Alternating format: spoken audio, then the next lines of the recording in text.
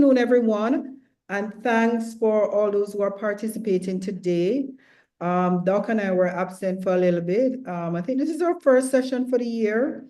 We had some other obligations, and then I also had a little surgery going on here. So I'm doing my best to pull myself together today for us to have this very important conversation on endometrial cancer. So welcome again. Some of you may be new here. So Dr. Pottinger and I started this series just to help women be more educated about themselves, about the different diseases and conditions that impact us, and how we can better equip ourselves to understand the symptoms, how to identify, how to prevent, and how to treat some of these conditions. Now, Dr. Pottinger is a renowned gynae oncologist residing here in Trinidad and Tobago. He, for me, is like the best doctor on this planet. There's not a topic he can't speak about. Doc is from Jamaica originally, so you hear his Jamaican straightforwardness coming out, which I love. And he's quite educated in the field of gynae oncology and helping women. There are many women today whose lives are of better quality because of Dr. Pottinger and actually, being alive today. So we had some conversations on cervical cancer, PCOS, ovarian cancer. Today, we're digging in on endometrial cancer. So Doc will deep dive in more into what is that? How did it come about? What are the symptoms? How do we avoid it? What are some of the myths and so on around that disease? So that being said, welcome again to another in our series. We'll post this later on YouTube for you to go back and dissect, including some doctors who we may have online as well. So we'll get the conversation going with Dr. Pottinger. And Dr. Pottinger is located here in Trinidad and Tobago. At the end, I'll give you all the credentials where you can find him. If you follow us on TikTok, you'll see the details as well, where you can locate Dr. Pottinger. So welcome, Doc. Happy New Year to you. I know we say Happy New Year several times, but this is our first session with the public. So I want to thank you for your time as usual. And guess what? We're both in pink. How did that happen? I just realized that it also like so we organized this, but we didn't organize this. Organize this. I can't be. I just realized we're in pink and the same dusty pink. Oh, this is amazing. All right. So welcome, Doc. Over to you. We try to do a Q&A, guys, but oftentimes we get more into the lecture because Doc is the expert. Some of you have dropped me some questions, and I'll make sure that Doc answer those questions. Okay, so Doc, over to you. All right. Yes, Donna, thanks for another inviting me to do this again. But the topic is getting more and more difficult because this one is so much things to say, and I'm just going to touch the surface. Doc, I didn't realize how common this disease is, though. To be honest with you, I thought I didn't realize it was that common. Well, as you see, if you read the things from North, they will say that this is the most common one. But in many of the developing countries, of which Trinidad is one, cervical cancer is more common. Okay. Yeah. So let me just read some of the things I wrote this morning, because so much things it'll be jumping up all over the place. I'm just trying to put through something and answer some of the questions that I think most people want to answer. First of all, what is the endometrium? The endometrium is the inside lining of the womb or the uterus. The endometrial cavity is where the baby is developing. The endometrium goes through a cycle of thickening monthly under the stimulation of the hormone estrogen. After ovulation, a gland called the corpus luteum is formed, which produces another hormone called progesterone. So this causes certain changes to the endometrium, which has already been primed up by the estrogen to get it ready in anticipation of pregnancy. So for the most common cycle length, which is 28-day cycle, for the first, from day 1 up to around day 12, 13, there are something called Graafian follicles that develop, right? The pituitary gland stimulate the ovary with something called a follicle stimulating hormone. Now you're born with 2 ovaries and each of them are about 2 million egg follicles. Then stasis until you reach around puberty when the pituitary switch on and start to secrete the follicle stimulating hormone. And from puberty, from the first period, which is called the menarche, every month a certain amount of follicles recruited for development. One usually become dominant and suppress all the others. Now that dominant one produce estrogen that stimulate the lining of the womb, and when it reach around day 12, 13 in a 28-day cycle, the amount of estrogen that it producing is picked up by the pituitary gland, and it know that the follicle is ready. So it starts to secrete another hormone named the luteinizing hormone, and that will cause the mature Graafian follicle to rupture and release the egg. That process is called ovulation. Now, on the luteinizing hormone, that same Graafian follicle become another gland called the corpus luteum, which is to produce progesterone to finish off the preparation of the lining of the womb in anticipation of pregnancy. For a 28-day cycle, by day 21, if certain chemical signals not going to the pituitary gland, it know you're not pregnant. So it stops secreting the luteinizing hormone, and that is what keeps the corpus luteum alive. So as that fall, the corpus luteum will eventually die and reduce the progesterone. So as the progesterone fall also, they reach to a point where it can't maintain the lining of the womb, which are roughly around 27, 28 days, and then the lining of the womb shed as the period. So it come back to baseline and the cycle repeats. So that is called the endometrial or the endometrial lining. All right? So that's how the thickening takes place during that cycle, you're saying. Okay. Yes. All right. Now, the length of this menstrual cycle is considered normal between 21 to around 36 days. But as I said before, the commonest length is 28 days. All right. Endometrial cancer is the commonest gynecological cancer worldwide, but is usually second to cervical cancer in most developing countries. Okay. The most important factor in the etiology, the reason, the cause of endometrial cancer is prolonged estrogen exposure. All right. Remember, we'll come back to that from ovarian cancer. We talked about it during the polycystic ovary syndrome, all that kind of thing. So estrogen is a two-edged sword. You need it to be female and you need it to be healthy, but too much exposure to estrogen, especially without the presence of progesterone or prolactin, is not a good thing because that is mutagenic. It triggers off mutations that can lead down the road to cancers. All right? And what is the prolactin?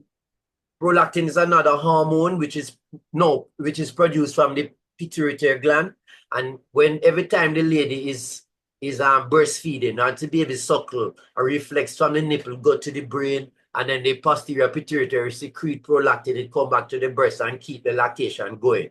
Sometimes you may have some tumors, most of the time benign tumors, what they call microadenomas, and occasionally big ones called macroadenomas, that can produce prolactin.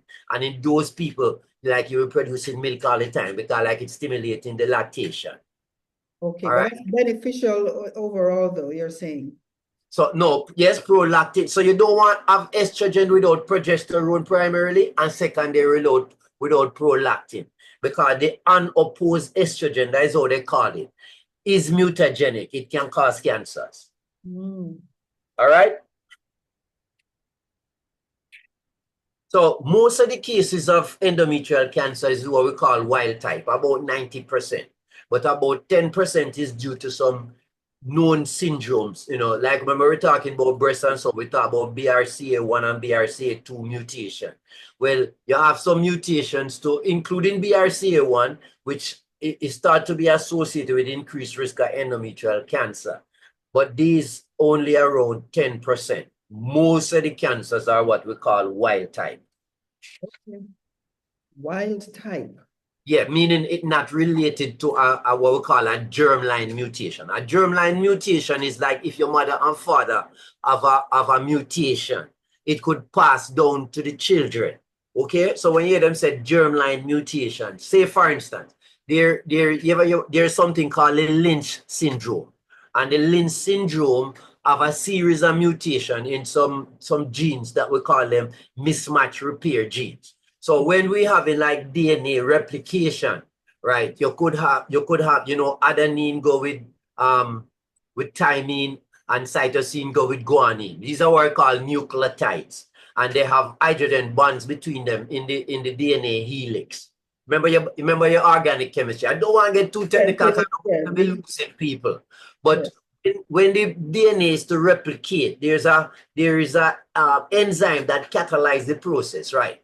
DNA reductase, and sometimes it might make a mistake. So we don't have the right base pair going to one another. So you might have adenine going to cytosine or guanine or something like that. And you have now, we have some other things now to come and repair those mismatch, because those take place all the time.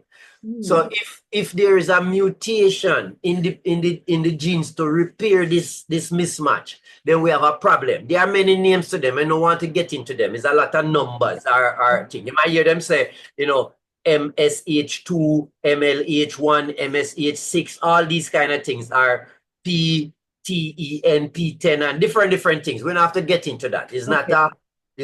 We're not preparing for a gynae exam or Okay, but those are genetically yes. So if you have the mismatch repair genes, there is a syndrome called the Lynch syndrome, and people who can't repair this DNA damage, they are at significant risk primarily for colon cancer.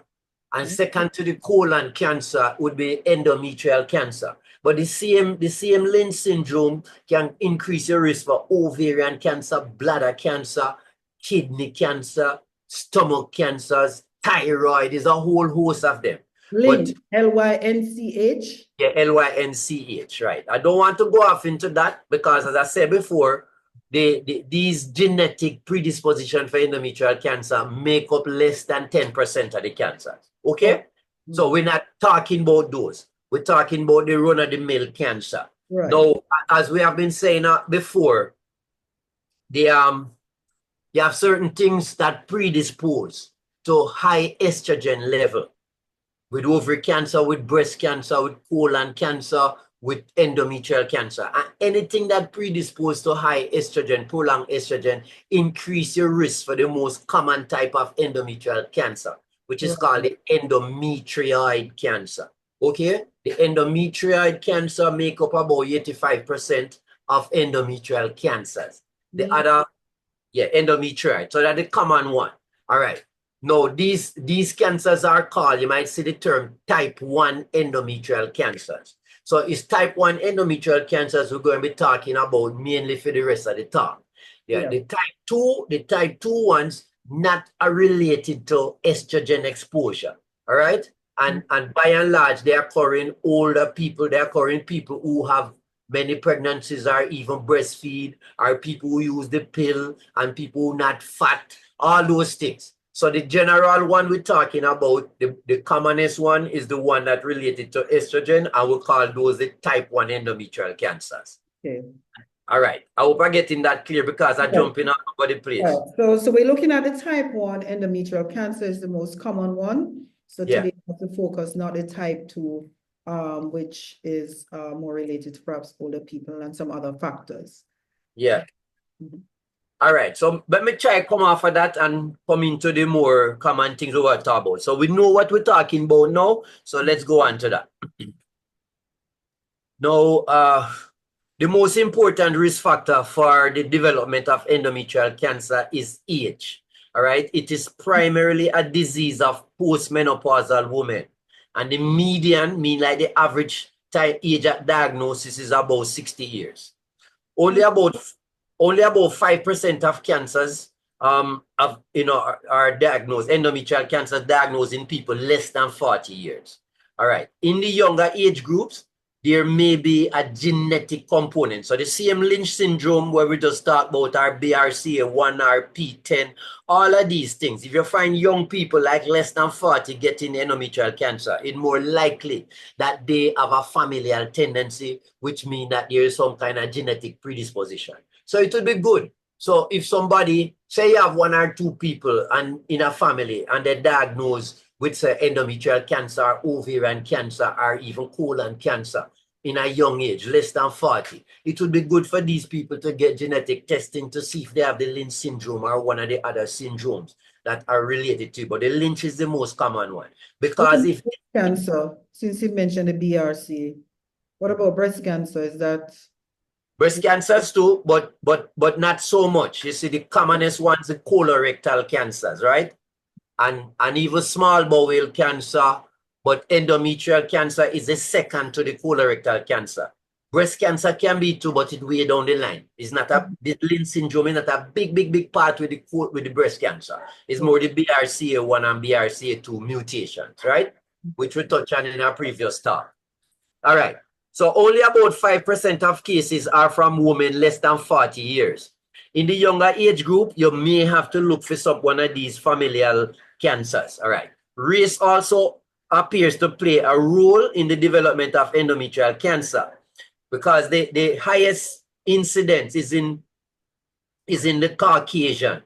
Then you have a lower incidence in, what I say, Latinos, and then the lowest incidence in Africans and Asians. All right. So but it might not be a real race genetic situation playing here. So these seemingly racial differences may be explained by one, parity mean the amount of time somebody get pregnant and carry the pregnancy beyond around 28 weeks. So people who have more pregnancies, right, they tend to have less of this cancer, because as we said before, estrogen is a major precursor for this cancer. And when you're pregnant, the dominant hormone is progesterone. So the progesterone during the pregnancy tend to nullify some of the tendency of estrogen to want to promote the cancer. And if the person breastfeed, then they get prolactin. I remember from the previous talks, ovarian cancer and thing we were talking before. If people breastfeed for like a year to two, say for instance, every woman could have 3 children between 20 and 30 and breastfeed them for a year to two, all of the estrogen sensitive cancers would fall significantly. And endometrial cancer is one of the prime ones. So parity is very important. So if somebody never get pregnant, they automatically at a higher risk for this. So somebody raise things like, we know the Caucasians go through less pregnancies than the Indians and Africans and things. So it may not be a real genetic difference, but it could be parity playing out a role there. Then you could have the length and time of breastfeeding.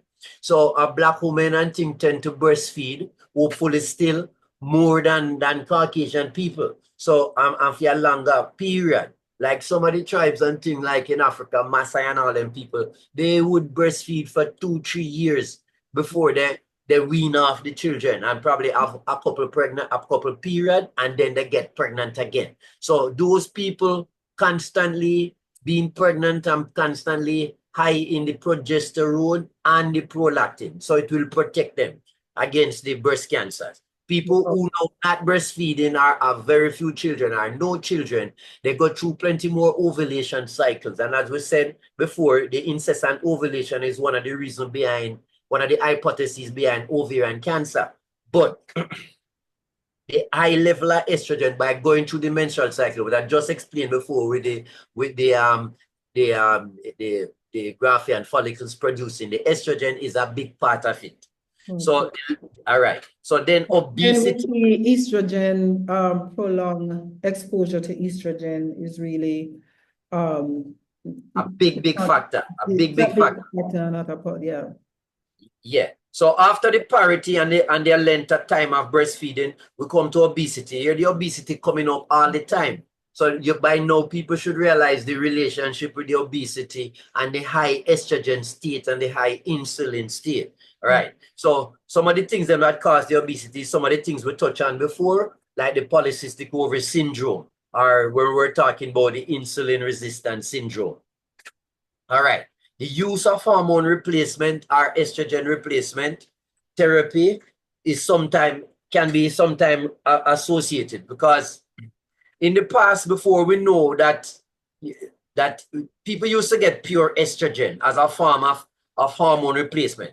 So when I say hormone replacement, I'm saying estrogen and progesterone. If I say ERT, that means estrogen replacement therapy. So in the 60s and early 70s, people used to get pure estrogen to alleviate the menopausal symptoms. And then by about 1975, they realized it was increasing incidence. of endometrial cancer. So by about 1975, it reached up to nearly 34 cancers per 100,000 women. And that was up from a baseline of about 25. And then they realized the association between giving the pure estrogen to the menopausal woman, and it was the estrogen causing the mutations that lead down the road to the cancer. So since about 1975, we now know that if somebody have the uterus in and they having menopausal symptoms, we shouldn't give them pure estrogen. If we give them estrogen with a progesterone, right, similar to like a combined oral contraceptive, then it will not increase the risk of the endometrial cancer. And some studies even show that the combination HRT may even be protective. So another reason again. The balance of progesterone and estrogen, you're saying, not one. Remember, we talked about once you give estrogen alone, that will stimulate the cancer. But if you give the estrogen with a progesterone, it don't stimulate the cancer because of the role I said that progesterone act in down regulating how estrogen stimulate the cancer. Yeah. All right. No. Remember we talked about vitamin D at length in one of our talk? Yes, yes. So that might be a problem again. So you find, as I was explaining in that talk, that like Black people living in America, or especially anybody north of around 35 degrees latitude, all right? Because we have our natural sunblock, melanin, right? We filter out some of the ultraviolet rays, this wavelength of light that we need to catalyze the conversion of something called 7-hydroxycholesterol in our skin to produce, vitamin D. Well, I won't go back to all of that already. Okay. So you could go back and listen to the vitamin D talk when we get into detail with all of this. So if people have vitamin D deficiency, and in America where they're seeing the difference, it is more likely that the Black woman and the Indian woman will have vitamin D deficiency for all of the reasons what we explained before, because the lighter skin is more efficient in making the vitamin D, right? All right. And then a lot of the Black people tend to be more obese for plenty of reasons, right? So the people that are more obese, some of the vitamin D can be sequestered in the fat cells and not in the serum circulating as the active, which is 1,25-hydroxy polycalciferol, which is what we really want. So a lot of it can be tied up in the fat, and instead the active vitamin D is deficient. And if you're vitamin D deficient, your immune system, what is called your innate immunity, don't function properly. So if your innate immunity not functioning properly, these cells are very important to recognize cancer cells or mutagenic cells and take them out before they become invasive cancer. Yeah. Right? Remember we went through all of that? Yes, went through that with the straightening of the yes. Yes, so I'm going to explain what I just said here because I was saying that the Black women have less incidence. But that point I was just making about the vitamin D status will explain why the Black women have like double the risk of dying from endometrial cancer compared to white people in America. Okay? The Caucasian. And this maybe, I believe, is one of the reasons why, because of the great vitamin D deficiency which going under the radar. Also, these racial differences may really reflect combined oral contraceptive use, right? So we know that if one group of people, say the Africans and Indians, using a combined oral contraceptive more, than the other people, that could be protective. So sometimes these are what is called confounding variables. And you might just see something where it look like an obvious thing, but it might not be an obvious thing because all these things confound in what we see. All right? Okay. Yeah, so in the USA, African women have a much higher mortality rate, right? They have 7.1 versus 3.9 per 100,000 people dying. Wow. All right? And there's also a lower, what we call 5-year survival. The 5-year survival in the white women, the Caucasian women, is like 84% for across all endometrial cancer, whereas all stages and all grades. Whereas with the African woman is only 61%. So you see, there's a big difference, a 33% difference in survival. No, all right. Many things may explain this, right? So some people don't like to say certain things. I'm going to say some of the things that I believe may be playing here. And I think probably the biggest part of this is the socio-economic situation, right? Yeah. Example, so the white women, the Caucasian women, have better health care. They're probably better nutrition, less obesity, less environmental pollutants. Remember, we talked before in one of the previous thing that the Black people sequestered in certain areas where they have more lead and more, and chimneys putting out all kind of thing around the coal plants and all that kind of thing. So, whole heap of pollutants from the atmosphere and from the soil and from the water that they're drinking and all that kind of thing. So, all these things may be playing a part where by the mortality is higher. So, and then as I just said before, there might be vitamin D deficiency, which is higher in the Black people, all right, as opposed to the Caucasian. Another difference may be the frequency of high-risk tumor types, because we just said the type 1 is the estrogen-related one. And by and large, those have better prognosis. They tend to be what we call grade 1 or grade 2, meaning the cells are not as abnormal looking and they're not as aggressive. Okay. So the Black women have a higher incidence of the type 2 cancers, and these are much more aggressive. Some things called, papillary serous carcinomas, clear cell carcinomas, carcinosarcomas, malignant mixed Mullerian tumors, or even the high-grade endometrioid cancers. These Black people have a higher percentage of them. And because these more aggressive, the more lethal. So that too might be adding to why the Black women have a higher mortality rate. Yeah, okay. So Doc, what about, I know you talk about the US a lot, but what about closer to home here in the Caribbean? You have any statistics on what our situation? I'm not big statistics with these things, but I mean, from my experience, because we're not talking about many white people here, but it's important to know some of these things because it pointing to the same obesity, the same vitamin D deficiency, the same lack of exercise. You understand the same thing?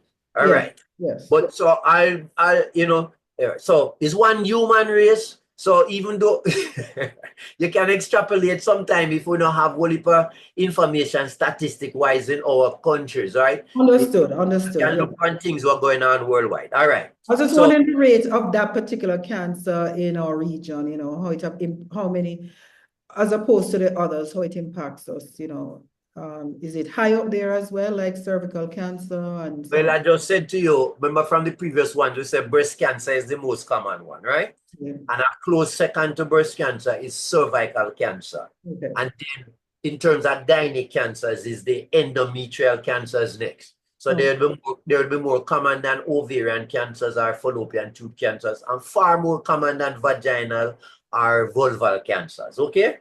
All right. All right. So the big three for gynec cancers is cervix, endometrium, ovary, fallopian tube in that order. Okay. All right. So as I said, no differences in medical comorbidities too. We just touched on that. The comorbidity just mean all the other things then. The diabetes, the hypertension, the obesity, and all them things. That's what we call comorbidities. And African people tend to have them more, and it all tied up with all the other things we mentioned before. Pollution, vitamin D deficiency, nutrition, all those things, less exercise. All right, because we have less disposable income and can go to gym and thing and so. All right. The African women are more frequently diagnosed with higher stage disease. All right. So this is directly linked to the social factors. The stage now is how far advanced the thing is, right? So if people have them gynecologists and going for them checkup every year and having certain things done, transvaginal ultrasound and rah, you find you will pick up things earlier, right? Because this cancer is one that it around across the globe, 80% of the time it is diagnosed as a stage 1 disease. And a stage 1 disease is highly curable, 95% cure rate. But if you But if people say, for instance, somebody was having postmenopausal bleeding and for whatever reason, they can't afford to go to the doctor. In America, if you don't have insurance, you can't see a doctor because there's no public, health care. Right. Over in our countries, people can at least go to the health center or go to one of the hospitals and a doctor visit to a GP or a gynecologist. It's much, much cheaper than in the States. But Right. people tend to ignore these things and probably look for alternative medicine and the usual things that we talked about before. Right. So Yes. they allow things to fester. And this cancer, if you pick it up in the stage 1 or even stage 2, it's highly curable. But once it leaves the uterus and become a stage 3 or a stage 4 cancer, it's very deadly. So Black people in America, and I would think you can extrapolate it to here and other places to tend to be diagnosed at a higher stage for many different reasons, all right? And because of that higher stage is directly related to the increased mortality rate. Wow. All right. So I looked at some studies, them say in 2 analysis of advanced or recurrent endometrial cancers, in what we call phase 3 trials, they were testing some chemotherapy drugs. And the trials were conducted by a big organization in America called the GOG, the Gynecology Oncology Group. And in those studies, the African women had a lower response rate to the chemotherapy, right? So they had a, like what they call a relative response of only 0.2%. So we're talking about like 38% less than the Caucasians, all right? And there was also decreased overall survival. So the overall survival, which is called the hazard ratio, was 1.26. So it means they were like 26% more likely to die before 5 years compared to the Caucasians, all right? And this again, in that thing, I believe, this is my personal belief now, I believe that the higher rate of vitamin D deficiency among the African women may be an important factor in these differences, because we know if people vitamin D deficient, they don't respond to chemotherapy as good. Yeah. Not strong enough. The innate immune system. Yes. So if everybody who having chemotherapy getting vitamin D supplementation and is vitamin D replete as opposed to deplete, they would be much more, the chemo would be much more effective. And you could also use lower dose of the chemo to cut down on the side effects. Yeah. All right. So this vitamin D deficiency going under the radar, and my personal belief is that it's very, very important, some of these differences we see. Yeah. All right. So most cases of endometrial cancers are thought to be sporadic, as we said before, because just about less than 10% of the hereditary basis. Example, the Lynch syndrome. In the Lynch syndrome, just about 2 to 5% of all endometrial cancers is due to this.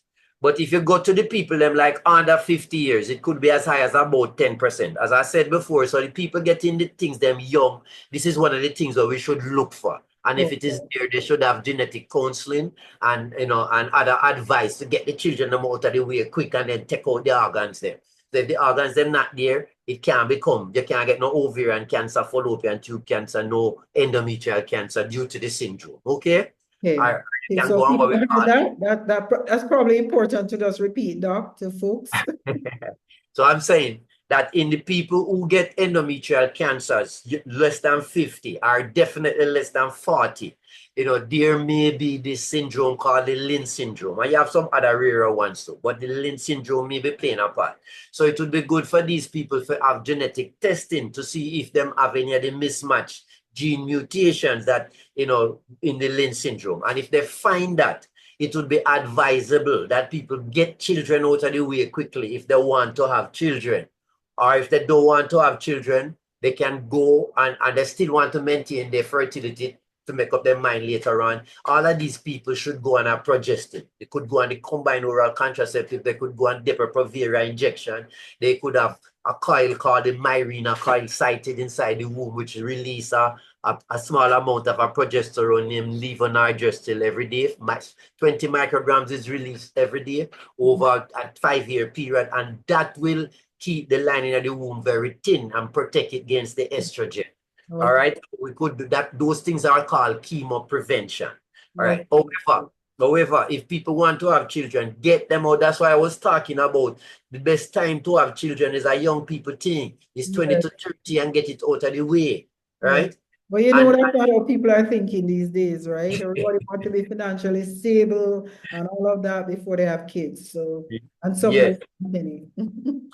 Another important factor is the use of tamoxifen. So tamoxifen, remember we talked about tamoxifen is like a weak estrogen that can go and sit down on the estrogen receptor and block the real estrogen from stimulating the estrogen sensitive cancers, like breast and ovary and all that thing. So Was on that for a while. yes. Yeah.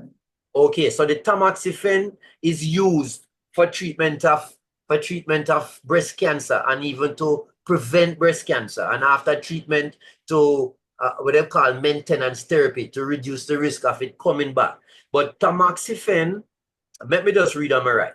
Tamoxifen used in treating breast cancer is a definite risk factor for developing endometrial cancer. It is a selective estrogen receptor modulator. So you might see the term SERM, S-E-R-M, right? With anti-estrogenic effects in the breast, but it has estrogenic effects in other tissues such as the bone and the cardiovascular system and also the endometrium. So it protects against the breast, but it can stimulate in the endometrium. Yeah, it's a weak estrogen, right? And it have this dual effect. So anybody who has been on tamoxifen, they're at higher risk to develop endometrial cancer, especially if they're taking higher dose, like 40 milligrams a day, and if you take it longer than 5 years. So those two things, taking 40 milligrams a day for longer than 5 years, there's a significant increased risk for endometrial cancer. Okay. All right. Yes, so, all right. The association between tamoxifen and the increased risk of endometrial cancer was first realized in the late 1980s, by Swedish investigators who noticed that there was a 6.4-fold, not 6.4%, 6.4-fold, 640% increase in the relative risk of endometrial cancer in a study of breast cancer patients who were, you have one group getting tamoxifen and the next group getting a placebo, right? Them call them double-blind randomized controlled trial. But the dose that were randomized to receive the tamoxifen 40 milligrams daily, they saw this magnificent increased risk of incidence of endometrial cancer. So the greatest cumulative risk was after 5 years.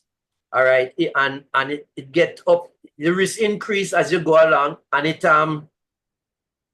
if you go up to 10 years, the risk is significant. So like in the postmenopausal woman, they could use other things to decrease to block the estrogen. Remember we talk about letrozole and thing? These things that can block the conversion of estrogen, of testosterone or any of the androgens to estrogen in the fat cells. Remember we talked about that before? Yes. Yeah. All right. So these group of drugs, you could use them to, they call them aromatase inhibitors, to prevent the conversion of androgens, which are the male hormone, to estrogens. So we spoke about letrozole when we were talking about polycystic ovary syndrome as the drug of choice. So we could use those in the postmenopausal people, but unfortunately, they're not very effective in the premenopausal people. And a lot of people who get breast cancer are premenopausal, but these aromatase inhibitors not very effective in them. So those people still have to use the tamoxifen. You got that? Yeah. So if you see, okay, so I get, okay, so you're saying if you have the breast cancer, you still use the tamoxifen, but then you have this other risk on the other side with the thickening of the womb. Yes. So, and they say the people below 50, the premenopausal people, the aromatase inhibitors not so good with them. Okay, it much more effective with the menopausal women. So that the premenopausal women have to take them chance with the tamoxifen. Wow. Right? But I think it is worthwhile because it's very effective in preventing recurrence of the breast cancer, and is only people who develop abnormal bleeding on it that need to be investigated. So it's not like you'll drop off a precipice. As I said before, all of these things is a long lead time. And if people don't ignore the warning signs, then things will be all right. So if somebody on tamoxifen, first of all, we don't want them to be taking it more than 5 years. Yeah. And if they have to take more than 5 years, it will hopefully they have use a lower dose like 20 milligrams. And in these people, they should be educated that if they develop any abnormal bleeding, so if a premenopausal person start get what intermenstrual bleeding, that is bleeding in between the periods, or them start to get what is called dysfunctional uterine bleeding, you know, prolong now and then shorter next time, take 6 weeks to come next time and come 2 weeks this time, that kind of thing, dysfunctional uterine bleeding. Those people should present to the gynecologist or any doctor because they have the tamoxifen. And hopefully the doctor will know what is going on and will start the investigation, like doing a transvaginal ultrasound to see how thick the endometrium is, or go straight to an endometrial biopsy to rule out endometrial hyperplasia or even cancer. You could be proactive as well and do, I would say, yearly checks. Is that also in between? Yes. So one of the association, I think one of the medical association in America actually, well, not for everybody on tamoxifen. It's not worthwhile to screen people for because it is too rare. It'll be wasting money. But the people who have likely Lynch syndrome, so we know that they have a lifetime high risk of developing endometrial cancer. After 35 years, one of the organizations in the States actually state that they should have a yearly endometrial biopsy. Right? Okay. But do you need a biopsy, or do you necessarily need a biopsy, or can you do an ultrasound or some other checks? Because biopsy, because you see the younger people. For older person, the ultrasound, the transvaginal ultrasound is very sensitive in picking up the problem. So in an older person, the lining of the womb should be very thin. So when you do the ultrasound, you're looking at what them call the endometrial stripe. All right. So it should be less than 4 or at maximum less than 5 millimeters in the menopausal person. So if the menopausal person, especially if they have bleeding and they come in and they're not on hormone replacement or anything that could get the line of the womb thick, and they do the ultrasound and it's showing that the lining of the womb is thicker than 5 millimeters. That is a really, really strong sign that we might be dealing with something, the precancer lesion called hyperplasia, and particular not adenomatous, atypical hyperplasia or cancer. So those people have to get a biopsy. But in the younger people, the people who are premenopausal, who over still there and thing and so, the lining of the womb can be thick. Remember we said to you before, it can be as thick as 15 millimeters just before the period, right? Right. And so so the diagnostic ability at the transvaginal ultrasound in the younger people is not as good as in the older people. So I would go straight to the biopsy to make sure that we're not dealing with atypical hyperplasia or cancer. Okay. All right. I could move on. Just say for anybody here who is on, to listen well, if you have breast cancer or predisposed to it, to just listen to this very well. All right. So let me just rehash a little bit of the things I said before. So there are different types of endometrial cancer. What is called type 1 tumors make up about 85% of all of the endometrial cancers, and they are found mainly in younger people. They develop, in people, they have a precancer lesion called atypical hyperplasia, what we just talked about a while ago. If you biopsy and get atypical hyperplasia, that is a real precancer lesion. And left without management, 30 to 50% of the people will go on to get invasive cancer. Okay? All right. Then there is a predisposition history of hyperestrogenism. So all of what we're talking about, the people with the polycystic ovary syndrome, metabolic syndrome, people who never get pregnant, people who are obese and things. These are the high estrogen state people, right? And these are the ones who most usually get the type 1 cancers. All right. They tend to be what is called well differentiated. The differentiation means when you look under the microscope, the cells almost look like normal cells. and we Right. call those well differentiated. If they look a little bit more abnormal, like the nucleus big, or you have like a double nucleus, or the cytoplasm is very small, these are some of the things that start to look more bizarre. We might say it moderately differentiated. And then the worst type is called poorly differentiated or undifferentiated, right? Those are the most aggressive type, right? So the people who get type 1 cancers, which is the estrogen-related one, most of the time they are well differentiated. And these more indolent, they hang around longer, they don't invade as fast, and they don't spread as fast. So you could play around with them a bit longer, right? All right. Usually you have what is called minimal myometrial invasion. So the cancer develop in the lining of the womb.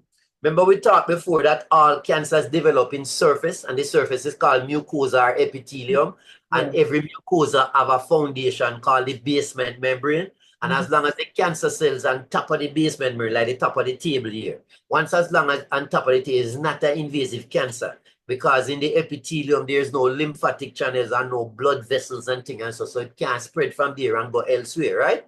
So it have to stay there long enough and might be giving us bleeding, and people ignore the bleeding, and if it stay long enough, then it can break through the basement membrane, and then once it go below the table, that is the problem, because below the table have the lymphatic channels and blood vessels and things, and they can get into them and then disseminate. All right? Yeah. So once people having postmenopausal bleeding, or a younger person having intermenstrual bleeding, or dysfunctional bleeding, perimenopausal bleeding, anything like that, you can't ignore it. You have to come and check it out, because the cancer might be there and telling us, check me out, right? And if you ignore it and then it leave the womb, the chance of it killing you is very high.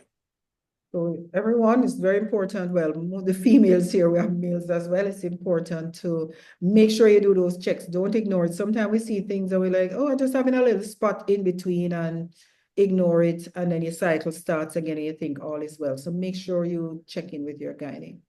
All right. So the other type now, the type 2 tumors, they account for just about less than 15% of all of the tumors. And they occur in older population. They develop in what is not called an atrophic endometrium. So the opposite now. When you have plenty estrogen, the endometrium get thick, what we call hyperplastic. All right. Now, when you have lack of estrogen, the endometrium very thin. Like when you're in menopause, it's lack of estrogen, so the endometrium get thin. So the word we use is atrophic. So these are the cancers now developing atrophic endometrium. It not have nothing to do with estrogen. And to tell you, we don't really know exactly what are the main things that causing them, right? However, from what we've been talking over this series, I think chronic inflammation, right? The background inflammation and those kind of things. Probably almost all cancers, you know, come from prolonged chronic inflammation, regardless of what is causing the inflammation. Remember we talked about this before? Yes, it could be cigarette smoking causing the inflammation. It could be asbestos causing the inflammation.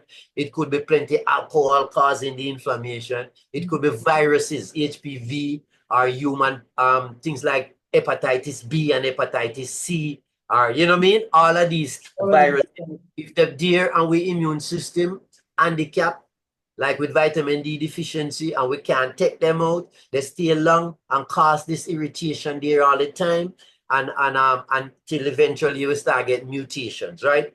Because if the virus there, the innate immunity with your macrophage and dendritic cells and neutrophils and things kind of around it. But if you're vitamin D deficient and not very effective in getting rid of the virus, or you know, a bacteria or something, right? And then this chronic inflammation around the virus is almost like you're sheltering them from what is called the T cells. Remember we talked about that natural killer cells and the T cells, yes. So the T cells now, which are normally come and target the old cells, senescent cells, or cells who are going through mutation and becoming cancerous. It can't get to them. And in this inflammatory environment, the mutation start. And it's not one mutation cause cancer. It's usually after you have about 6 mutations before you get the cancer transformation. So yeah, so you have plenty mutation taking place, and the T cells can't come and get them because of the background chronic inflammation with the innate immunity, which which not killing them either. And this is what could cause the, regardless of what the irritant is what could lead to the cancers long term. So Right. the type 2, you're Yeah. saying? No, I was gonna say, so as we do our blood work, it's important to check for that inflammation, the inflammation levels as well. Yes, so I strongly advise in the doctors, if any on the site, our patient must start asking them doctors to check their serum vitamin D level. It is crucial. So it's a test called the 25-hydroxy vitamin D. And it's not so expensive. It can be done here in Trinidad now. It costs about $600.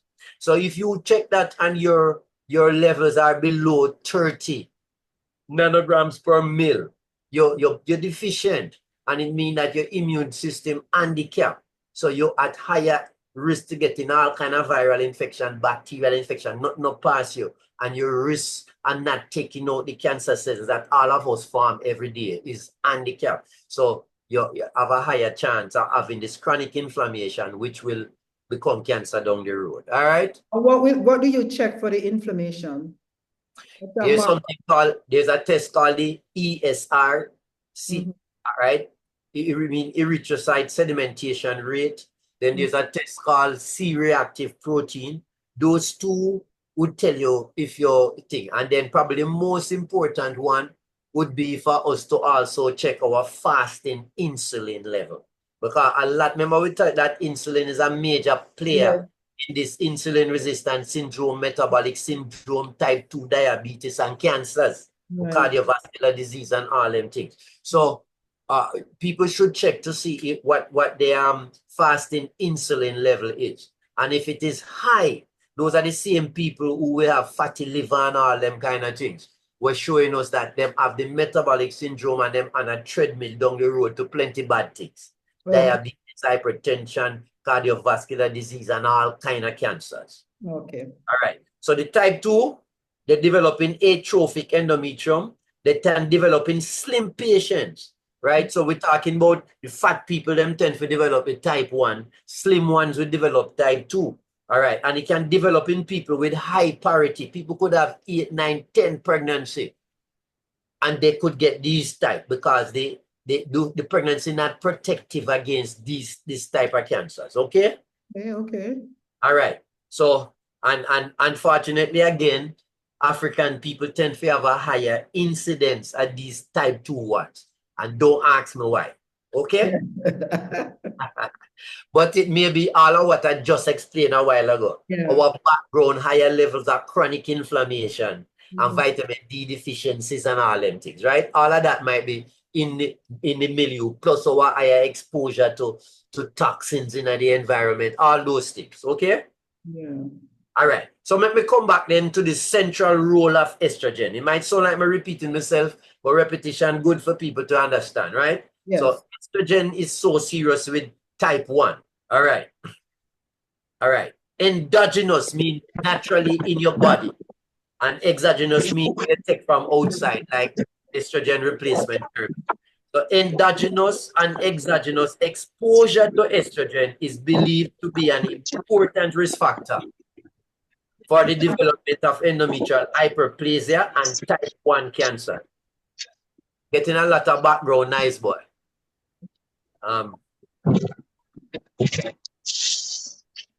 Dana, I don't know what's going on, but I'm going to continue. I hope people hearing me. So estrogens which are not opposed by progestin lead to increased mitotic activity, all right, of the endometrial cells, resulting in more frequent errors in the DNA replication, as we explained before with the mismatch thing. All right, so you have more errors and you get more somatic mutation. Somatic meaning the tumor. If it's a germline thing, that is what you get from your parents and thing. So you get more somatic mutations. And these can lead to hyperplasia and ultimately down to cancer over a long period of time. So estrogen excess is an etiological factor for cancers and this is supported by what we call the epidemiological features of some of the things we talked about before. Yeah, the chronic anovulation. When we talk about the polycystic ovary syndrome, we say some of the people don't have no periods because they're not ovulating. And if they're not ovulating, they have stunted follicles that only produce estrogen and stimulating the lining of the womb all the time. So chronic anovulation, we know that is a major factor, right? So there's a high estrogen state, and those people have higher incidence of endometrial cancer. Nulliparity. Nulliparity means never been pregnant. If you're nulliparous, that means you're going through menstrual cycle incessant, month after month, increase your risk with ovarian cancer and also endometrial cancer. All right. So early menarche, that is the first period. So somebody start them period at 8, 9, and 10. And then they have late menopause, like 53, 54. So they have a really long time, 40, 45 years of going through menstrual cycle. So that increase them total lifetime exposure to estrogen. Those people have higher risk of developing endometrial cancer. So early menarche, early start of the period, and late menopause, big time. And we come back to the ever-present factor of the obesity. We explain obesity ad nauseum over all of the talks there. So, not having children, you said too. Yes, so that is the nulliparity. That was the second one, right? Nulliparity means not having children, right? So that is not a good thing. And then the fifth one here is the obesity. And I put in also the metabolic syndrome. Now, when we talk about the metabolic syndrome, the people, the women who have a central obesity mean that the waistline at the umbilicus is like more than 35 inches. And these are these are the same people, if you do a lipid profile, the triglycerides higher than 150, and the so-called good cholesterol, which is the high density lipoprotein, is less than 50. Right. So these are some of the features, and the blood pressure is high to greater than 130 over, I think it's 85. This is what they call the metabolic syndrome. And it's the same chronic inflammation and hyperinsulinemia driving this metabolic syndrome. So the obesity by itself increase the thing, and I also put metabolic syndrome under there. Because you might have some people who have the metabolic syndrome and not obese. Remember we talk about the people who we call them thin on the outside and fat on the inside? Right. Skinny fat. Yes. Particularly the Asian people, the Indian people, like that. So they might not look, they do have a big body mass index, but when you check them inside, they have a lot of what is called visceral fat. And that visceral fat, producing some chemicals called cytokines, which fueling the chronic inflammation, right? Remember we talk about interleukin-1 and interleukin-6 and tumor necrosis factor and all those things, right? All right, so yes, you could have some estrogen producing ovarian tumors. There are some tumors relatively rare called, germ cell tumors. And the most common one is something called granulosa cell tumors. So these tumors, they're usually well differentiated. They're usually diagnosed as stage 1, and they tend to be curable with just surgery alone. Or if they're going to recur, it's 10 and 15 and 20 years after surgery they take to recur. So sometimes these tumors might be there, and they're producing estrogen, which then stimulate the lining of the womb and causing the bleeding, right? In a young person, it could be causing what is called intermenstrual bleeding, or somebody who might have perimenopausal bleeding. But this could also be causing a reason for postmenopausal bleeding. And I've seen this several times, right? So it's important to not take a risk and go and check. Because as I said before, sometimes we have these things and we ignore them thinking that it's just a blip. Yes. So in fact, I remember in a case right now is actually a patient who I know from long time, from Agric days. I forget to send this thing to her, so she might not be tuning in. And she was having postmenopausal bleeding. She was like on around 60. And I did the biopsy and it come back normal. Right. Now, the procedure that I use and the instruments that I use, the sensitivity is about 90%. Remember, we talked about sensitivity before, meaning is the percentage of time that the test will pick up the problem if something is there, right? So almost nothing is 100%. So the procedure I do in the office is good. It's about 90% sensitive. So it means that we only have a potential false negative rate of about 10%. So if I do the biopsy and it come back normal, it's a strong thing that no cancer not going on there. All right. Okay. And she presented like about 2 years after me do the biopsy with end up with postmenopausal bleeding again. I repeat the biopsy again and it come back normal, and we did a transvaginal ultrasound which wasn't showing no big thick endometrium, but with the ultrasound it showed a ovarian cyst which was like about 3 centimeters, and that shouldn't be there. If that was in a young person, that wouldn't be a big alarm. But in a postmenopausal woman, she was about 62. That is important. So I explained everything, and she's a sensible woman. So we went ahead and I did surgery. And when we did the surgery, this was there. It don't look like anything going anywhere. It's only in one ovary. When I take out the uterus, I always cut open the uterus and inspect the inside. And when we inspect the inside, there was no obvious features of any endometrial cancer. So I take out the appendix. I always take out the appendix. And we stop the surgery there. We didn't have to go on to do lymph nodes or omentum and different things.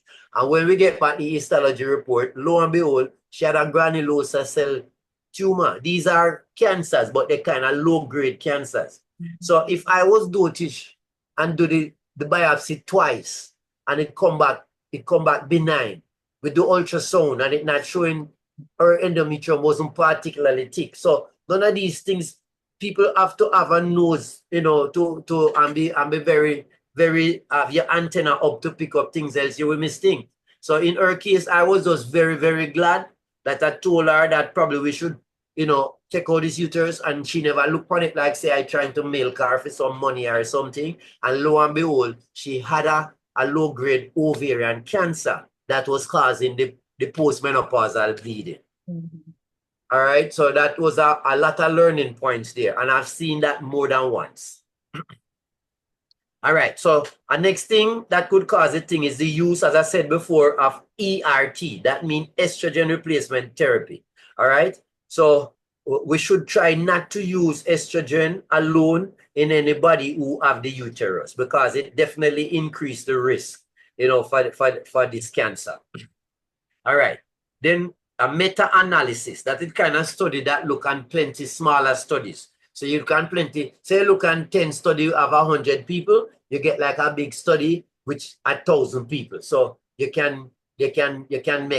reduce the risk of what we call, bias. You can have observer bias and thing, and so and it is a better chance that whatever results we see is really due to a random thing and not due to some bias that we have. So a meta-analysis looking at 30 studies show that the relative risk of people who ever use estrogen replacement therapy was 2.3. 2.3 mean it increased 2.3 fold of getting endometrial cancer over people who never use estrogen replacement therapy.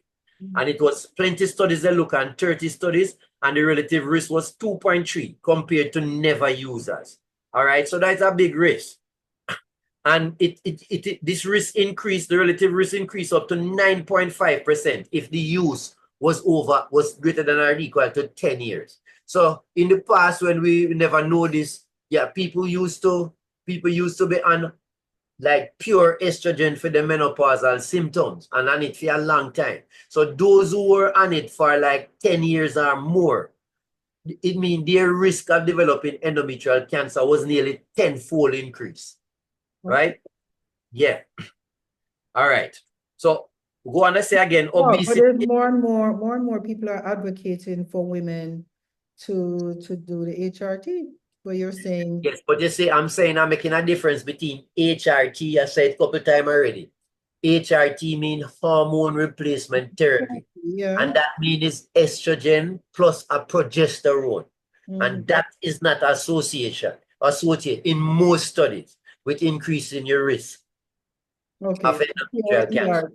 So if you use pure estrogen, that is the problem. And we know now that we shouldn't be doing it. Okay?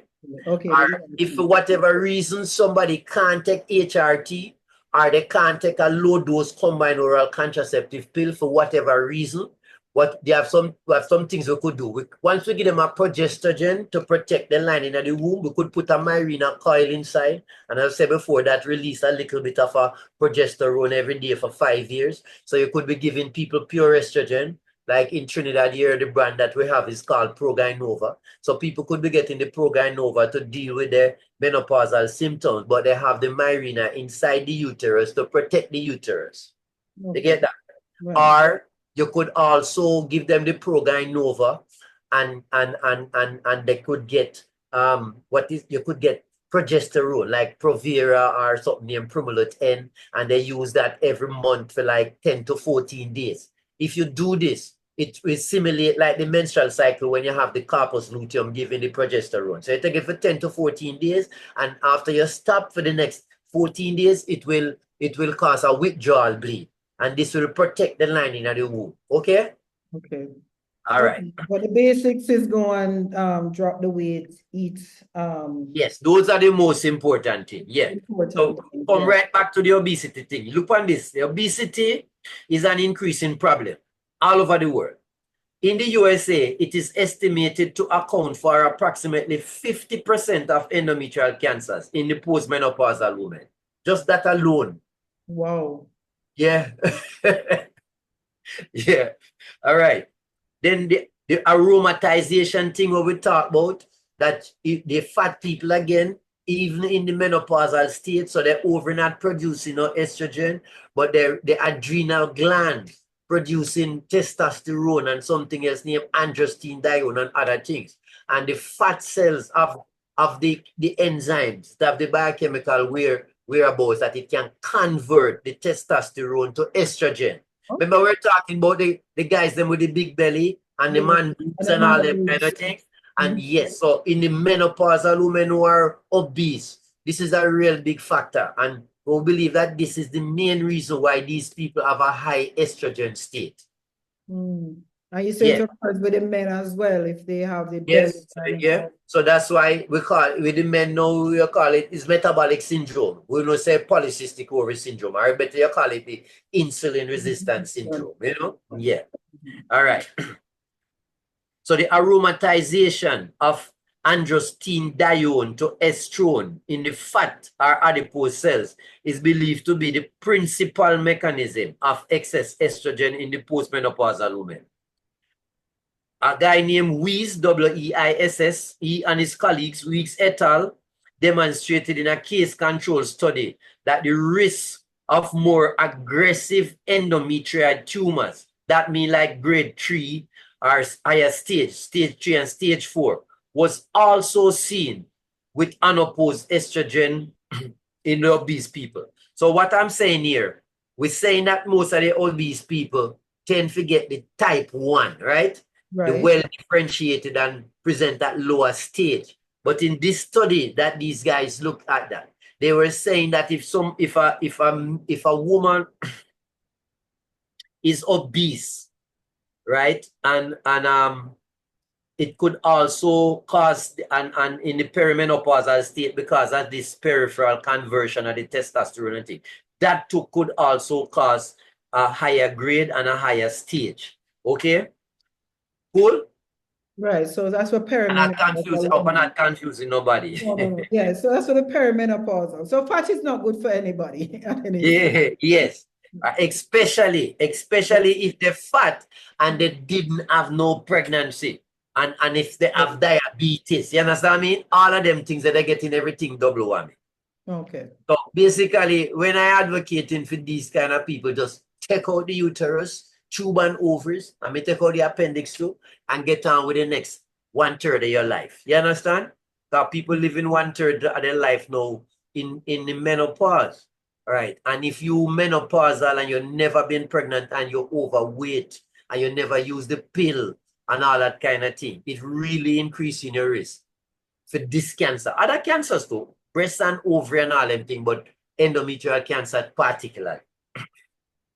All right. So as I said before, type 2 diabetes, that has been associated classically from long time, before they even know some of these things. Type 2 diabetes was associated with an increased risk of the type 1 endometrial cancer. All right. And this we know now is due to insulin resistance. And as the people who have insulin resistance, they have a high estrogen state. This kind of confusing for some people, right? So insulin resistance, I think we went into it in detail. We're not going into it again. Yes. People can go back and look on the polycystic ovary syndrome. Yes. Yeah, what we talk about this. So the insulin resistance, if the insulin receptor insensitive, the pancreas now will put out more insulin, like trying to jumpstart them lazy receptors. So the people who have insulin resistance, they're in a high insulin state. And that high insulin state will eventually cause them to get obese. And if they get obese, then you know the obesity causes more estrogen, right? And then when you're obese people, it causes even more insulin resistance. And we get, remember that vicious cycle we talked about? Yes. And all of this is a cocktail because insulin itself too is a growth hormone that promote cancer. So when the insulin high, there's a growth hormone called insulin-like growth factor 1. And that is definitely a mutagenic and carcinogenic thing. So the people who have high estrogen state, so all them type 2 diabetes, and people who have metabolic syndrome, and people who have poorly controlled polycystic ovary syndrome, them in a high estrogen state, and they also in a high insulin state. And those two hormones like working like a tag team in causing the cancers. Okay. Yeah. So the hyperinsulinemia, you get increased levels of insulin-like growth factor 1, what I just talked about. All right. And this is thought to have neoplastic potential, and coupled with the high estrogen is responsible for cancer development, right? So it's a time bomb almost. I like to tell the patients them on a treadmill, and they have things to do to step off of the treadmill. And if they don't want to do them things, they're taking their risk. Don't blame me. Me do my job. Me explain everything. So I ask them regular chronic exercise, right? That's one of the most important things. If the younger ones, I tell them to go on a combined oral contraceptive pill. Anyone will work. But for those with the polycystic ovary syndrome, the best one, as we mentioned before in that talk, is the Diane 35, right? Because it have a progesterone named cyproterone acetate, which is a powerful anti-testosterone. So it's better than the rest in clearing up the acne and getting rid of the mustache and beard and things like that. Okay? And reversing the acanthosis nigricans, right? Yeah, so but it's best, doc, if we really take a stand to try and avoid those, right? To do the exercises as you say. yeah, so the exercise and the diet important. Remember we talk about try to avoid the simple carbohydrates, don't drink sweet drink. Anything will have glucose in it are converted to glucose quickly. It's fueling the system of the hyperinsulin and the hyperestrogen. All right. So if people, even I used to say you're probably better if you have to eat carbohydrate, eat complex carbohydrate. So eat yam and cassava and sweet potato and all them things. But them have problems too. Them have big problems too because them is still starch, but just that they have fiber. So they're more difficult to digest. So they don't push up the glucose within 2 hours after eating. The glucose release more gradually many hours after you eat. So they're better. But ultimately still starch, and once the GI tract break it down, you go and break down to glucose. And glucose are like the main fuel for the cancers. The cancers use fermentation as opposed to what we call oxidative phosphorylation, something called the Krebs cycle. They use fermentation. And so they tend to use the glucose and an amino acid named glutamate, right? So the glucose and the glutamate is like the fuel for the cancer cells. So we can't hide from the glutamate because that is a very common amino acid. It's in everything where we have proteins. But we can reduce the amount of glucose that we're exposed to. You can go to what is called a ketogenic diet. That means like a roughly 90% of the diet is meats and fats. So you're eating any kind of meat is good, even the red meat where they used to demonize. All the evidence coming out now that all over we used a problem, we used to thought it wasn't true. Them red meat not causing no increased risk of things, and they're much more nutrient dense than the plant. So if you eat meat and you use try to avoid the seed oil them. All them things that were telling us also good, you know, all them sunflower seed oil and cotton seed oil and all them things. Them things very, very toxic to us. They're pro-inflammatory and they're full of something called omega-6. You don't want to be using them. Use coconut oil or olive oil, but preferably coconut oil. So these are what we call saturated fats. And these are things, again, that was demonized 50, 60 years ago, right? Say butter bad because it's saturated fat. Coconut oil bad because it's saturated fat. Even things like avocado and all them things is saturated fat. And so you should use unsaturated fat, right? So the seed oil and them. All right, the seed oil and them get rancid quick and so because them have like what we call double bonds, right? So what they do is add hydrogen to them, right? To hydrogenate them to reduce the double bonds so they come more like a saturated fat that don't spoil as easy. They can stay on the shelf longer and not get rancid. So those are what they call, you ever about, and those are what they call trans fats. Trans fat, yes. Yes. So it's really unsaturated fat where they're hydrogenating for make it can last longer and not get stink and things. So, but them things is not food, them things is toxin. And I know they know this from a long time, but you know what? It's just capitalism on steroid, make money. Right. Money. Yeah. And keep people poor, so they have to buy them because they can't afford the avocado oil and the oils that are so expensive, you know. But then there are people who will advocate that they won't eat meat. So I guess those people, what you said. So some people, so the ketogenic diet is roughly 90% meat and fat. So we're talking about all kind of meat, coconut oil, eggs. Egg is like a perfect food. And they used to demonize egg, telling you to take out the yolk and thing because cholesterol. So there's another nonsense again. All this cholesterol thing causing cardiovascular disease and a whole set of thing and clogging up your artery is nonsense. It's the chronic inflammation do it, and the chronic inflammation more tied up with sugar. It's not the fat.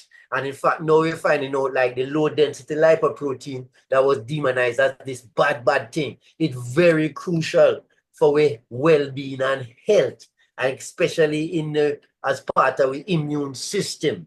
You understand what I mean? Right. Yeah. And those who eat vegetables only, they don't want to eat meat. Yes, they tend to be low in these things.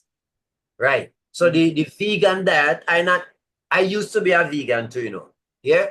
But as information come and more information come, we have to adapt the information and change, right? Because you have some people know it's almost like they will say I'm talking total utter nonsense by what I'm saying here. Yes, right? some people won't agree with that. Yeah. Yeah, you know, and the same thing. Remember, we're talking about even with the vitamin D deficiency, the vegans very higher risk for vitamin D deficiency because you see, the fat soluble vitamins are in the meat. So we need vitamin D, and the tag team with vitamin D is vitamin A, right? And your things like all B12 and all them things, it's very difficult to get these things from a pure vegan diet, right? And if people not supplementing and them won't eat butter and all them kind of things, you know, they can be setting themselves up for all kind of problems with the vitamin D deficiency and other nutrient deficiencies. Yeah. All right. So make we just look on some protective factors. All right. Factors that reduce the circulating estrogen levels are protective. So as we said before, weight loss. I can't say it enough. Regular chronic exercise. Number 3 is cigarette smoking, but I'm not advocating cigarette smoking.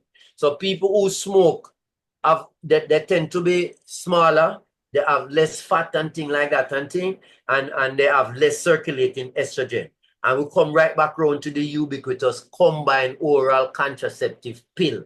So people who use the pill, they're in a lower estrogen state, even though it sounds counterintuitive. Most people say, if you take the pill, you have a high estrogen state. But as we explained in previous thought, the pill shut down the ovaries, and the ovaries is your main source of your estrogen. So by shutting down the ovaries, let me go over it quickly again. When you take the pill, it's like the pituitary gland see the hormones from the pill, and like it believes that the ovary is overproducing, but it don't want the ovary to overproduce. So it stops secreting something called a follicle stimulating hormone, and that is what is necessary to cause the follicles in the ovaries to develop. And it's when the follicles in the ovaries develop and the gland called the Graafian follicle produce the estrogen. So when you shut down the FSH, all the primordial follicles stay in stasis. They don't get development. So you don't get no Graafian follicle to produce the estrogen. So people who are on the pill at a much lower steady state of estrogen than when you're going through the menstrual cycle, the high fluctuating levels of estrogen. Plus all of the pills, every one of them also have a progesterone in it. So the pill shut down the estrogen and also add the antagonist in the form of a progesterone. So that is how the pill protective against all of these cancers: breast cancer, ovary cancer, fallopian tube cancer, endometrial cancer, colon, rectum, all of these. So the people must need to stop demonize the pill. And most of the bad things that people believe the pill doing is not really true. The risk them so small, you shouldn't even bother worrying about it. All right. So progestins, as I say over and over, antagonize the effects of estrogen on the endometrium. And we come right back again, combined oral contraceptive. You could take a tablet named Provera or Primulot N that have a next progesterone named Nartesterone. So if people use these on a cyclical basis for 10 to 14 days every month, it will cause a withdrawal bleed that will protect them. All right. We mentioned about prolactin before. Let me just mention it again. Prolactin also antagonizes estrogen. Hence, breastfeeding is protective. And the more frequent you breastfeed and the longer you breastfeed, the bigger the protection. All right. Most studies show that HRT, hormone replacement therapy, mean estrogen and progesterone, is protective against endometrial cancer. But not all studies show it, but the vast majority show that. Some of them neutral. All right. Prior use of a combined oral contraceptive, even if you stop using it now, the protection is long. So say you use a pill for like 10 years, all 15 years after you stop, it's still protecting you. Okay. So prior use of a combined oral contraceptive is protective. All right. And it lasts for a long time after cessation. All right. So let's come to screening. Somebody might say, screening, we have screening for breast cancer, screening for colon cancer, screening for cervical cancer. Is there screening for endometrial cancer? And unfortunately, the answer is no. There is no organized screening for endometrial cancer. Hence, there should be a high suspicion for any abnormal bleeding. And that means intermenstrual bleeding, what we call dysfunctional uterine bleeding, postmenopausal bleeding, right? Or even perimenopausal bleeding, all of those things. People shouldn't ignore them, that doctor shouldn't ignore them, and especially if these occurring in somebody who nulliparous and obese or have the metabolic syndrome or diabetic, right? All of that should tell you, say, hey, check this out. Okay, or they never had children, that's one too. Yes, yeah. So anybody, especially in those people who are over 40 years, all right? Those suffering from anovulation, like the polycystic ovary syndrome people, the people who are obese, those who have metabolic syndrome, type 2 diabetes, those who using tamoxifen or had tamoxifen exposure and with low parity, no children and things, right? You really should have a very low threshold for early investigation with a transvaginal ultrasound. And as we say, in the postmenopause people, if the endometrium thicker than 5 millimeters, biopsy them and see what's going on. In the younger people, I would still biopsy, but in the younger people, it's not as accurate because in the younger people, normal endometrium can be as thick as 15 millimeters. Okay. All right? But the endometrial biopsy is imperative. All right. The relatively low incidence of endometrial cancer overall make it not cost effective to have an organized screening program. So, but we should have an antenna up. Once people have abnormal bleeding, investigate them and pick up things early or rule it out. Okay? Okay. All right. The American College, this is what I couldn't remember before. The American College of Obstetrics and Gynae, what they call ACOG, or the SGO, that are the Society of Gynae Oncologists, they don't recommend screening. However, the American Cancer Society recommend annual endometrial biopsies starting at age 35 years in women known to have the Lynch syndrome, but Lynch syndrome is like a subset of something else called the hereditary non-polyposis colon cancer syndrome. Okay? Yeah. All right. So if people have that, by 35, they should start doing annual biopsies. All right, let's look at some prevention. We're kind of going slow. Yes, yeah. Yeah, we're going slow. All right. Women with a uterus should rarely ever have prescribed estrogen, just estrogen replacement therapy, as we explained before.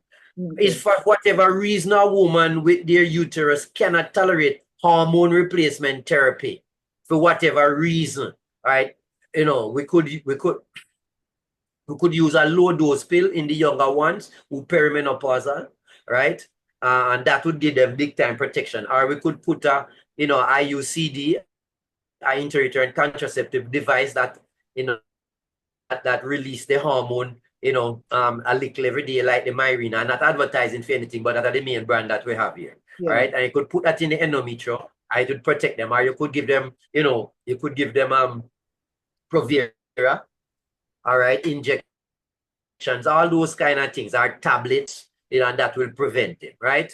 Once they get withdrawal bleed, they will get protection. So, right, and you give it protecting them, and you can give them a Progyne over to deal with the lack of estrogen symptoms. So all of those things, or you could do it sequentially, like I said before. You could give them 10 to 14 days of any one of the progestogen. Then Provera is the most common one. All right, and that will protect them. All right. I'm singing the thing because I want the message to get over. Obese women with polycystic ovarian syndrome or chronic anovulation who are perimenopausal with dysfunctional uterine bleeding should get a scheduled withdrawal bleeding using any one of those things. The combined oral contraceptive would be the safest one and most convenient one to use. All right. In most cases, patients with atypical hyperplasia, that is the precancer lesion. In most cases, patients with atypical hyperplasia should be treated with hysterectomy. Take out the uterus, whether vaginally or abdominally, to prevent the development of cancer. All right. So surgery is the definitive. Sorry, on that one, repeat that one. Isn't that too radical, you'd say? In the young people who want to maintain fertility and things, you could try medical management with all the things what I was just saying there. Any kind of progesterone or the combined oral contraceptive. But atypical endometrial hyperplasia is a real precancer lesion. So these people, if you're doing that, you should be doing an endometrial biopsy at least once every 6 months to make sure that they don't have a malignant transformation. And even if they stay normal and hopefully they will get pregnant and have a child or two, these people are at higher risk for the same thing to happen again and to go on to cancer. So you have to watch them like a hawk. The management of that, the definitive thing is to take out the uterus. If the uterus is not there, you can't get endometrial cancer. Okay? All right. So surgery is a definitive therapy of it, because it stops the bleeding too, it prevents the cancer, and it will alleviate the potential of medical failure, example Mirena and all those things. It's getting very popular now. I see in Trinidad here that people have these things and they're perimenopausal and thing, and rather than encourage them to take out uterus, guys putting in the Mirena, and I've seen several people come to me, right, within relatively short time after, with full-blown cancer. Okay? Some of them even have leiomyosarcoma or mixed Mullerian tumors. So I'm not advocating that in anybody in the second half of the 40s with dysfunctional bleeding. Those people, the management of that should be encouraged them. I explain to them, and most people make the right decision to take out the uterus. So patients with atypical endometrial hyperplasia remain at high risk for recurrent, atypical endometrial hyperplasia and also cancer during their lifetime, even after successful medical therapy. All right. It is after 7 now. It's plenty of information we have. Yeah. You want me to stop now? Yeah, if you can kind of summarize. All right. Let me just jump to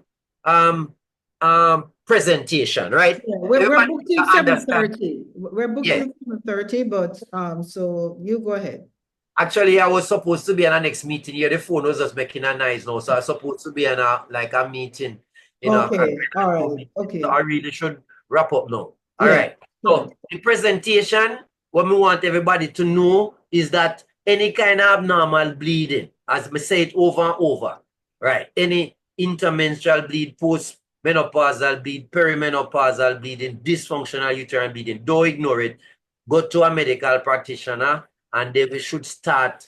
They have a high level of suspicion, so they will do transvaginal ultrasound or whatever. But the highest thing is to go to an endometrial biopsy to make sure.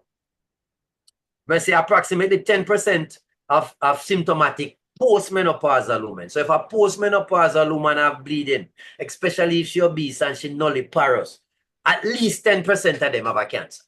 Mm. So sometimes I don't like to fiddle around with that. They present to me, we just do the biopsy one time in the office at the same first visit. All right. And the procedure I use is very sensitive, especially in the postmenopausal person. Right. At least 10% of them people going to have a cancer. All right. In one series, and they looked at people who over 70 years and who were diabetic or who were nulliparous. If you have them three things, you're over 70, you're diabetic and never been pregnant. All right.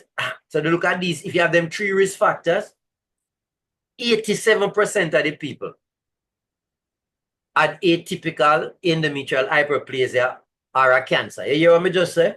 Yes. So age, the increase in age is a major risk factor. If you're obese is a risk factor. If you never get pregnant, is a risk factor. And if you happen to have three of those things, 87% of them in this study, when they biopsy them, had a cancer. Wow. Or either have a cancer or the real precancer lesion called atypical endometrial hyperplasia. All right. If you only add one of them or none of these things and you get biopsy, only 3% of the people will have a significant pathology, have cancer or have atypical endometrial hyperplasia. Only 3% if you don't have any of these things. So some patient may present only with vaginal discharge, not bleeding. So if I have a old patient who come with watery or mucosive discharge and things, that could be a cancer too. I see it all the time and people not taking it on. So you should at least do a transvaginal ultrasound to see if the endometrium thicker than 5 millimeters, then do the biopsy, because that could be a presentation. All right. Some may present with thick endometrium just by accident. They go to the ultrasonographer to check for fibroid or some pelvic pain or something else. And then you just incidentally pick up the thick endometrium. So some might just present with thick endometrium, no bleeding and no discharge or nothing. So those lucky. You biopsy them and boops, them have endometrial cancer or atypical hyperplasia. Okay. All right. Some patients may present with abnormal pap smear. The pap smear is not designed to pick up endometrial cancer, but if you're doing, you're putting a brush into the cervical canal and scraping to pick up the cervical cancer, and it might come that you're seeing, they're seeing glandular cells and thing, and the thing that could be a warning sign that something taking place, and the antenna should be up to look to see if something going on. All right. So the pap smear sometime occasionally pick it up, right? You might if it's saying, boy, there's ascus, or no, AGUS, AGUS at a atypical glandular cells of undetermined significance, or it might frankly say that there's adenocarcinoma in situ, or you might determine it's AIS. All right. So patients with intraperitoneal disease. So if you have endometrial cancer now was spread from behind the uterus and gone into your abdomen, it can present just like ovarian cancer. It can present with abdominal distension with tumor and plenty fluid, what we call ascites. They may have vague pelvic pain. They might have obstructive features. All them kind of things. They have pressure. All that, just like with the ovarian cancer. If the endometrial cancer leave the womb, it could present just like ovarian cancer. Oh, okay. So I saw this was very long-winded. I'm gonna leave out plenty of things I wanted to say, but it's a big topic. It's hard to cover in a short period of time. Yeah, and I guess we got most of the salient points for most of the women here. Can't emphasize enough the strengthening of the immune system, ensuring that we have adequate weight levels, not obese, and, checking those insulin levels. The metabolic syndrome is an issue. We have to make sure we check on that, right? So I think we got the salient points, Doc, and it's important to check for any bleeding that's abnormal. Make sure go and check it. Don't just say, oh, I have a little spotting and move on. No matter how short or if it's one day or whatever, go and check it. And any other discharge that we may think that may be abnormal. Even if we don't think it's abnormal, go and check and do your pap smears. We cannot overemphasize that as well. Yeah. So, Doc, thanks for I your don't time know. I today. don't know if we're wrapping up now because Yeah, you have to go so we can wrap up.